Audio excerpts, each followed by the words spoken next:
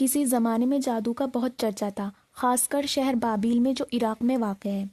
جادو کے اثرات کو دیکھ کر لوگ اس سے بہت متاثر ہوئے اور جادوگروں کو مقدس سمجھنے لگے۔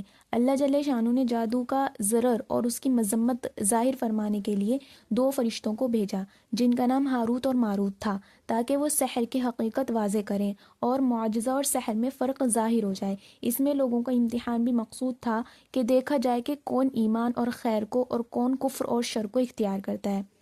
جب ان دونوں فرشتوں نے اپنا کام شروع کیا تو لوگوں ان کے پاس آنے جانے لگے اور کہنے لگے کہ ہم کو بھی جادو کے اصول و فروع بتا دیں۔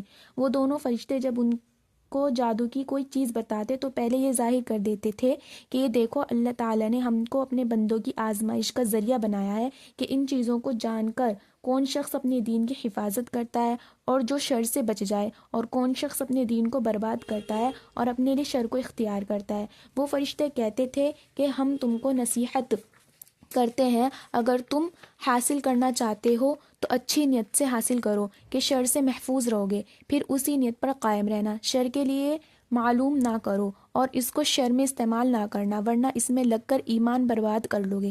جو شخص ان سے اس طرح کا عہد و پیمانہ کر لیتا تھا وہ اسے جادو کے اصول و فروع یعنی جادو سکھا دیتے تھے۔ اس کے بعد جو کوئی اپنے عہد پر قائم نہ رہتا اور اس جادو کو مخلوق کی ایذا رسانی کا ذریعہ بنا لیتا تو وہ اس کا اپنا عمل تھا۔ تو یہ دونوں فرشتے ہاروت و ماروت سحر یعنی جادو کی تعلیم کے لیے اتارے گئے، جس کا ایک مقصد تو من جانب اللہ لوگوں کی آزمائش کرنا تھا۔ بس جس نے اسے سیکھا اور اس پر عمل کیا وہ تو کافر ہو گیا، اور جس نے سیکھا اور اپنے عمل کو بچایا وہ ایمان پر ثابت قدم رہا۔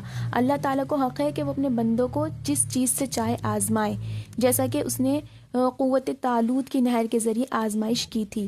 اور دوسرا مقصد سحر اور معجزے کے مابین فرق کرنا تھا، کیونکہ زمانے میں سحر بہت زیادہ ہو گیا تھا اور ساحرین عجیب و غریب سحر انگیزیاں دکھاتے رہتے تھے، جس کے سبب نبوت کی پہچان میں شک واقع ہو رہا تھا۔ لہٰذا اللہ تعالیٰ نے ان دونوں فرشتوں کو ابواب سحر کی تعلیم کے لیے بھیجا تاکہ وہ لوگوں کے شکوک و شبہات کا ازالہ کریں۔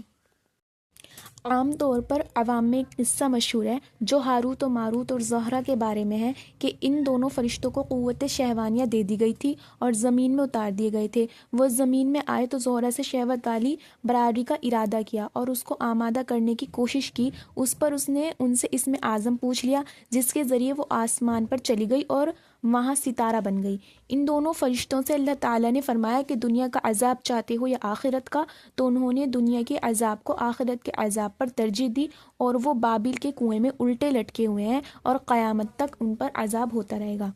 تو شہاب عراقی نے تصریح کی ہے کہ جو شخص ہاروت و ماروت کے بارے میں یہ اعتقاد رکھے کہ وہ 2 فرشتے ہیں جنہیں زہرہ کے ساتھ گناہ کا مرتکب ہونے کا سبب عذاب دیا جا رہا ہے، تو وہ شخص کافر ہے، کیونکہ فرشتے معصوم ہیں۔ ارشاد باری اللہ تعالیٰ انہیں جو حکم دے وہ اس میں سے اس کی نافرمانی نہیں کرتے اور وہی کرتے ہیں جس کا انہیں حکم ہوتا ہے۔ وہ اللہ کی عبادت سے سرکشی نہیں کرتے اور کاہلی نہیں کرتے، دن رات اللہ کی تسبیح کرتے ہیں اور تھکتے نہیں۔ اور زہرہ ستارہ اس وقت وجود میں آیا جس وقت اللہ تعالیٰ نے آسمان اور زمین کی تخلیق کی۔ اس کے بارے میں یہ کہنا کہ وہ ہاروت و ماروت کے لیے مثل عورت بنا دی گئی تھی، پھر جو ہوا سو ہوا، اس کے بعد اسے اس کے مقام پر لوٹا دیا گیا، یہ سب غیر معقول اور غیر مقبول ہے۔